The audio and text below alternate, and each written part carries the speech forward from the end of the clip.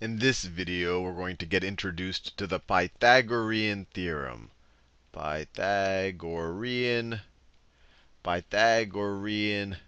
theorem, which is fun on its own, but you'll see as you learn more and more mathematics, it's one of those cornerstone theorems of really all of math. It's useful in geometry. It's kind of the backbone of trigonometry. You're also going to use it to calculate distances between points. So it's a good thing to really make sure we know well. So enough talk on my end. Let me tell you what the Pythagorean theorem is. So if we have a triangle, and the triangle has to be a right triangle. So it has to be a right triangle, which means that one of the three angles in the triangle have to be 90 degrees. And you specify that it's 90 degrees by drawing that little box right there. So that right there is, let me do this in a different color. That right there is a 90 degree angle, or we could call it a right angle. And a triangle that has a right angle in it is called a right triangle. So this is called a right triangle. Now, with the Pythagorean theorem, if we know two sides of a right triangle, we can always figure out the third side. And before I show you how to do that, let me give you one more piece of terminology. The longest side of a Pythagorean of a right triangle is the side opposite the 90 degree angle, or opposite the right angle. So in this case, it is this side right here. This is the longest side. The way to figure out where that right triangle is, and it opens into that longest side. That longest side is called the hypotenuse. And it's good to know because we'll keep referring to it. And just so we always are good at identifying the hypotenuse, let me draw a couple of more right triangles. So let's say I have a triangle that looks like that. Let me draw it a little bit nicer. So let's say I have a triangle that looks like that. And I were to tell you that this angle right here is 90 degrees. In this situation, this is the hypotenuse because it is opposite the 90 degree angle. It is the longest side. Let me do one more, just so that we're good at recognizing the hypotenuse. So let's say that that is my triangle, and this is the 90 degree angle right there. And I think you know how to do this already. You go right, what it opens into, that is the hypotenuse. That is the longest side. The longest side. So that is the hypotenuse. So once you have identified the hypotenuse, and let's say that that has length c, and now we're going to learn what the Pythagorean theorem tells us. So let's say that c is equal to the length of the hypotenuse. So let's call this c. That side is c. Let's call this side right over here. Let's call this side right over here a. And let's call this side over here b.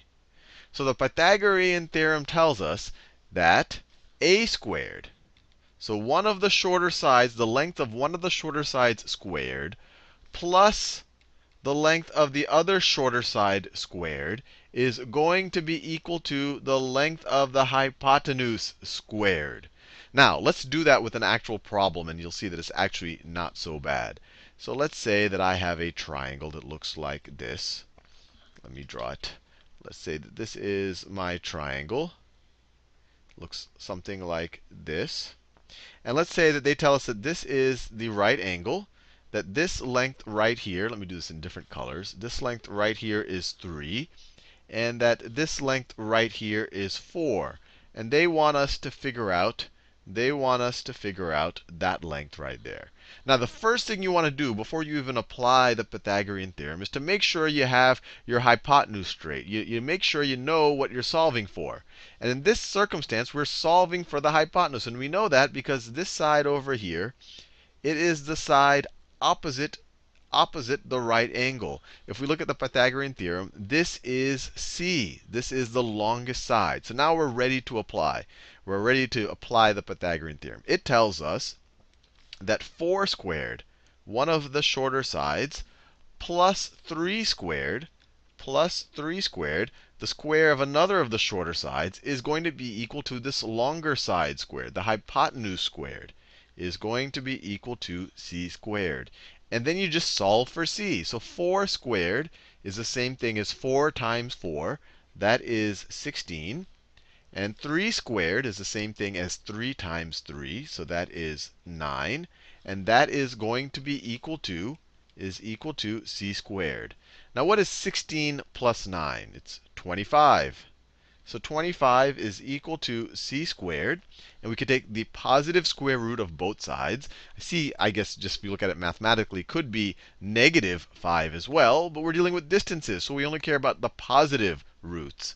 So you take the principal root of both sides, and you get 5 is equal to c, or the length of the longest side is equal to 5. Now, you could use a Pythagorean theorem if we give you two of the sides to figure out the third side, no matter what the third side is. So let's do another one right over here.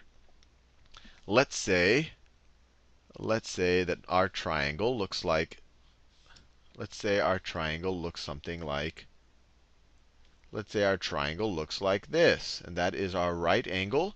Let's say that this side over here has length 12. And let's say that this side over here has length 6. And we want to figure out this length right over there. Now, like I said, the first thing you want to do is identify the hypotenuse. And that's going to be the side opposite the right angle. We have the right angle here. You go opposite the right angle.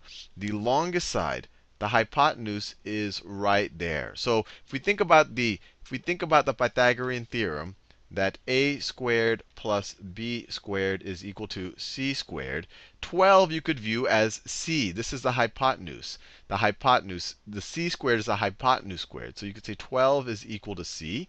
And then we could set these sides. It doesn't matter whether you call one of them a or one of them b. So let's just call this side right here. Let's say a is equal to 6. And then we say b, this colored b, is equal to question mark. And now we can apply the Pythagorean theorem. A squared, which is 6 squared,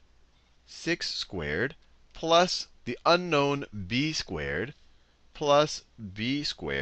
is equal to the hypotenuse squared, is equal to c squared, is equal to 12 squared. And now we can solve for b. And notice the difference here. Now we're not solving for the hypotenuse. We're solving for one of the shorter sides. In the last example, we solved for the hypotenuse. We solved for c. So that's why it's always important to recognize that the a squared plus b squared plus c squared, c is the length of the hypotenuse. Let's just solve for b here. So we get 6 squared is 36 plus b squared is equal to 12 squared, that's 12 times 12, is 144. Now we can subtract 36 from both sides of this equation. Subtract 36, those cancel out. On the left-hand side, we're left with just a b squared is equal to, now 144 minus 36 is what? That is 144 minus 30 is 114, and then you subtract 6 is 108. So this is going to be 108. So that's what b squared is. And now we want to take the principal root, or the positive root, of both sides.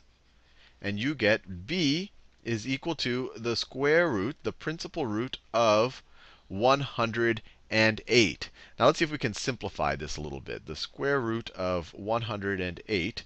And what we could do is we could take the prime factorization of 108 and see how we can simplify this radical.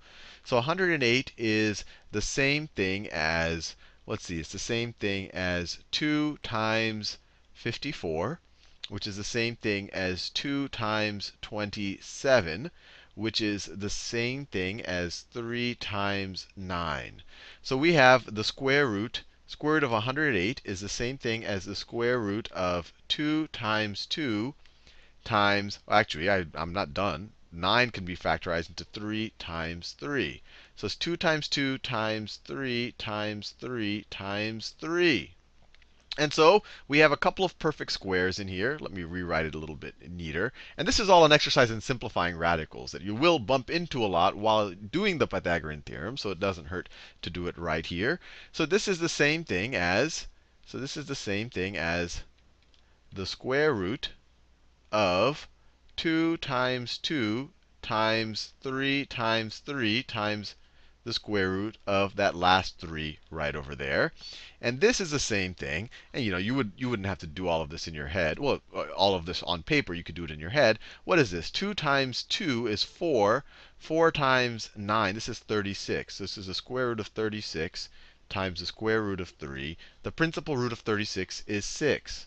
So this simplifies to 6 square roots of 3. So the length of b, you could write as square root of 108, or you could say it's equal to 6 times the square root of 3. This is 12, this is 6, and the square root of 3, well, this is going to be a 1 point something something, so it's going to be a little bit larger than 6.